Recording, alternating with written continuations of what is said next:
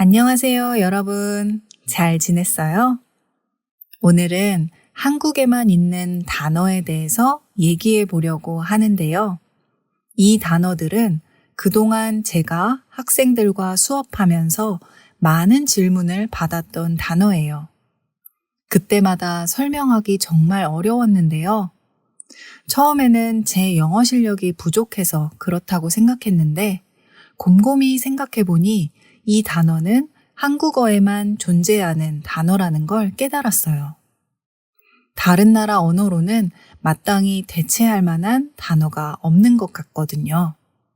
오늘 제 설명을 들어보고 여러분의 나라에 이런 단어가 있는지 생각해 보세요. 그리고 있다면 꼭 댓글로 알려주세요. 함께 얘기하면 재밌을 것 같습니다. 첫 번째 단어는 바로 정이에요. 이 단어는 어쩌면 많은 외국인들이 알고 있을 수도 있어요. 왜냐하면 한국 식당을 경험하고 나서 외국인들이 많이 배우는 단어거든요. 정은 크게 보면 사랑이라고 말할 수 있어요. 하지만 우리가 보통 생각하는 사랑과는 많은 차이가 있습니다. 다른 사람을 먼저 생각해주고 배려해주는 마음인데 아무런 대가를 기대하지 않는 것을 말해요. 그리고 보통 가족이 아닌 사람에게 베푸는 친절함을 말합니다. 예를 들어 한국 식당에 밥을 먹으러 갔어요. 그런데 그곳에서 김치찌개와 비빔밥 이렇게 두 가지 메뉴를 시켰는데 갑자기 불고기가 한 접시 나오는 거예요. 그래서 식당 사장님께 이거 저희가 안 시켰어요 라고 말했더니 식당 사장님께서 그냥 드리는 거예요 라고 하면서 공짜로 주셨습니다. 이럴 때 우리는 그 사장님은 참 정이 많으셔. 참 정 있는 사람이야 라고 표현합니다. 저는 실제로 이와 비슷한 경험이 있어요. 제 아들이 3살쯤 됐을 때 식당에 갔는데요. 막상 들어가 보니 아기가 먹을 만한 메뉴가 없어서 한참 고민했어요. 왜냐하면 한국 음식은 대부분 매워서 어린아이가 먹기 힘든 경우가 많거든요. 어쩔 수 없이 그냥 어른 메뉴 2개만 시켰는데 아기가 먹을 수 있는 미역국을 서비스로 주신 거예요. 그 미역국은 식당 메뉴에는 없었고 식당 직원분들이 먹으려고 만든 음식이었어요. 저희 테이블에 아이가 있는 걸 보시고는 챙겨주신 거예요. 그때 저와 제 남편은 무척 감동받았죠. 이렇게 다른 사람을 생각하는 마음, 배려하는 마음을 정이라고 표현해요. 저는 이 단어가 한국인의 정체성이라고 생각합니다. 기본적으로 나와 관련이 있는 사람들, 지금 내 옆에 있는 사람들을 언제나 생각하면서 사는 것 같아요. 그래서 지하철에서 누군가 지갑을 떨어뜨리면 누가 먼저랄 것도 없이 지갑 주인에게 지갑이 떨어졌다고 반드시 얘기해 주고요. 길에서 누군가 갑자기 아파서 쓰러지면 주변 사람들이 몰려와서 도와줍니다. 지금은 많이 없어진 문화이지만 예전에는 같은 아파트에 살면 일부러 반찬을 많이 만들어서 서로 나눠주기도 하고요. 반찬을 선물 받은 사람은 반찬통을 돌려줄 때 그 반찬통에 또 다른 반찬을 담아서 돌려주는 문화도 있어요. 저도 어렸을 때부터 빈 그릇으로 돌려주는 건 예의가 아니라고 배웠거든요. 그래서 지금도 혹시 그런 비슷한 상황이 생기면 반찬이 있다면 반찬을 담아서 돌려주고 그렇지 않으면 과일이나 떡 등을 반찬통에 담아서 돌려주곤 합니다. 이 모든 걸 정이 많다라고 표현할 수 있어요. 그런데 아무리 좋은 것도 과하면 문제가 생기죠. 정도 너무 지나치면 부작용이 생깁니다. 그럴 때 쓰는 단어가 바로 오지랖이에요. 오지랖은 정을 넘어서 다른 사람 일에 너무 많이 참견할 때 쓰는 단어예요. 보통 오지랖이 넓다라고 말합니다. 오지랖이 원래 뭐냐면요. 한복의 윗도리에 입는 겉옷의 앞자락을 가리켜요. 오디오로 듣는 분들은 잠깐 화면을 보시면 오지랖이 어디인지 이해할 수 있을 겁니다. 오지랖이 넓으면 다른 부분을 많이 덮어버리게 되잖아요. 그 말은 자기 영역을 넘어서 남의 영역을 침범한다고 이해할 수 있어요. 다시 말하면 다른 사람의 일에 지나치게 참견한다는 의미예요. 예를 들면 한 여자가 오늘 아주 예쁘게 치마를 입고 지하철을 탔어요. 그런데 옆에 있던 할머니가 아이고, 안 추워? 따뜻하게 입고 다녀. 라고 말하는 거예요. 그럴 때 그 여자는 할머니가 오지랖이 넓으시네. 라고 생각할 수 있죠. 그리고 친구를 만나면 어떤 할머니가 완전 오지랖 부렸어. 라며 불만을 말할 수 있어요. 할머니는 그 여자를 생각하는 마음에 하신 말씀이지만 여자 입장에서는 괜한 트집으로 느껴지거나 그 관심이 부담스럽게 느껴질 수도 있기 때문이에요. 한국 사람이라면 살면서 오지랖 안 당해본 사람은 없을 거예요.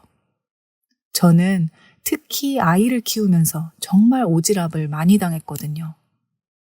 제 아들이 어렸을 때 열이 많은 편이라서 양말을 안 신기고 외출한 적이 많았어요. 그때마다 지나가는 할머니 혹은 아줌마들이 다들 한마디씩 하셨어요. 애한테 왜 양말을 안 신기냐고요.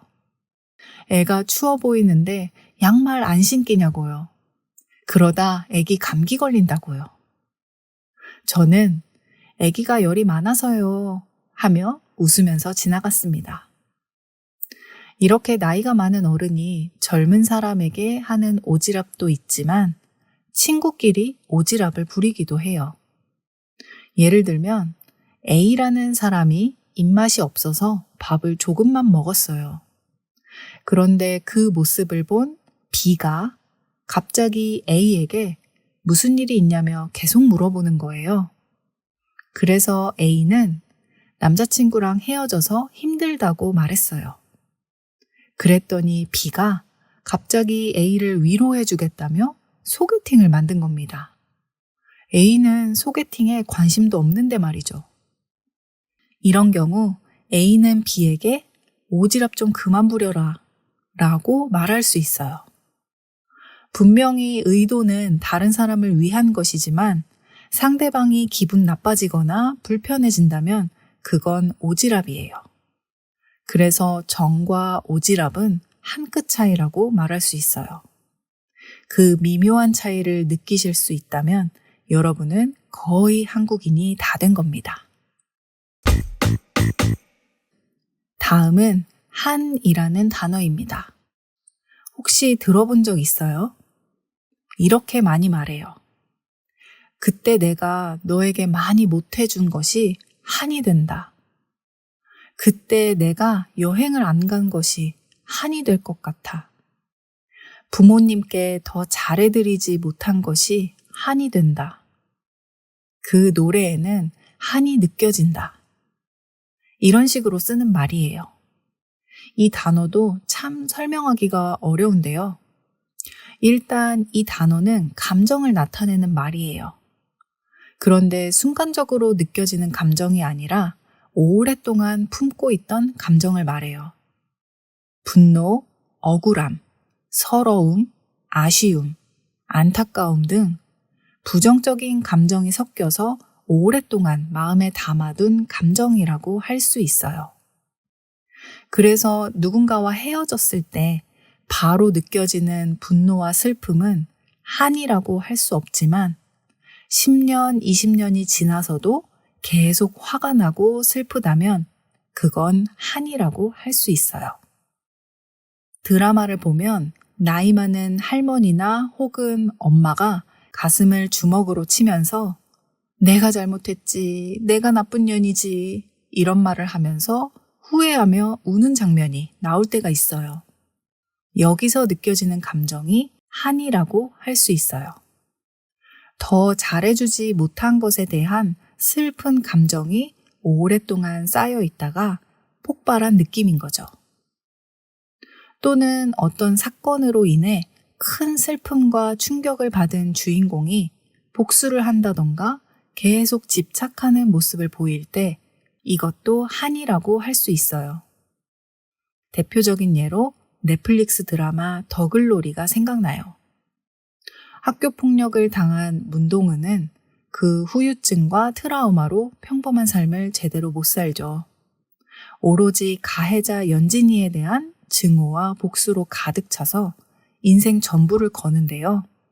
그런 문동은에게서도 한이 느껴진다고 할 수 있어요. 오랫동안 참아온 깊은 분노와 증오가 가득 차 있는 느낌이에요. 또 자식을 잃은 슬픔이라던가 나라를 잃은 백성의 마음도 대표적인 한의 감정이라고 말할 수 있어요. 내가 해결할 수 없는 끝없는 슬픔과 좌절이죠. 조금 이해가 되시나요? 이 말이 처음 나온 것은 일제시대라고 알려져 있어요. 조선인을 슬픔을 가진 약한 민족이라고 여기고 싶었기 때문이라고 해요. 그런데 이후에 해방이 되고 나서도 한국은 한동안 전쟁과 독재 시절을 겪으며 정말로 슬프고 힘든 시절을 겪어왔죠. 그래서 이 단어가 아직까지 살아남았다고 합니다. 저도 학교 다니면서 한국 현대문학 작품을 배울 때 한과 연관해서 해석하는 수업이 있었는데요. 그런데 2000년대 이후부터는 한이라는 단어의 사용이 많이 사라지고 있어요. 왜냐하면 90년대 후반부터 한국은 굉장히 빠르게 발전하기 시작했고 생활 수준이 향상되었기 때문이 아닐까 생각해요. 그러다 보니 문화적으로도 한보다는 흥이 더 자리 잡게 된 것이죠. 제가 느끼기에도 확실히 많이 변했다고 느낍니다. 제가 어렸을 때 엄마가 좋아하시던 노래를 들으면 가사가 그렇게 슬플 수가 없어요. 내가 가질 수 없는 것, 이룰 수 없는 것에 대한 슬픔을 노래하는 경우가 많았거든요. 그런 노래와 비교해보면 제 시대에 유행했던 노래는 훨씬 유쾌하고 가벼운 노래가 많아서 전체적으로 신나는 느낌이었어요. 심지어 슬픈 가사도 신나게 부르는 노래가 많았거든요. 그런데 지금 노래를 보면 또 다른 느낌이에요. 굉장히 직설적이고 즉각적이고 솔직한 가사들이 많아요. 게다가 요즘은 영어 가사가 많아서 한국만의 감성을 느끼기가 좀 어렵기도 합니다. 그만큼 시대가 변했고 공유하는 감성이 바뀌었다는 증거인 것 같아요. 그럼 이제 흥이 무엇인지 한번 알아봐야겠죠? 흥은 한마디로 신나다, 즐겁다, 유쾌하다 이런 뜻인데요. 자세한 내용이 궁금하시다면 멤버십 영상을 확인해 주세요. 일제강점기 한국 전쟁, 독재 정치 시기를 지나 다양성을 존중하고 민주주의를 지켜나가는 현재 한국에는 한보다는 흥이란 단어가 이제는 더 어울리는 것 같아요. 여러분의 생각은 어떠신가요? 한과 흥이 무슨 단어인지 충분히 이해가 되셨길 바랍니다. 이 밖에도 한국어에만 있는 단어는 아주 많아요. 언어는 문화를 빼고는 말할 수 없기 때문에 아주 당연한 현상이라고 생각해요. 다른 나라의 언어도 마찬가지일 거라고 생각합니다. 여러분 나라에도 이런 단어가 있다면 댓글로 소개해 주세요. 그리고 한국어 단어 중에서 이해가 되지 않는 단어가 있다면 그것도 댓글로 남겨주세요.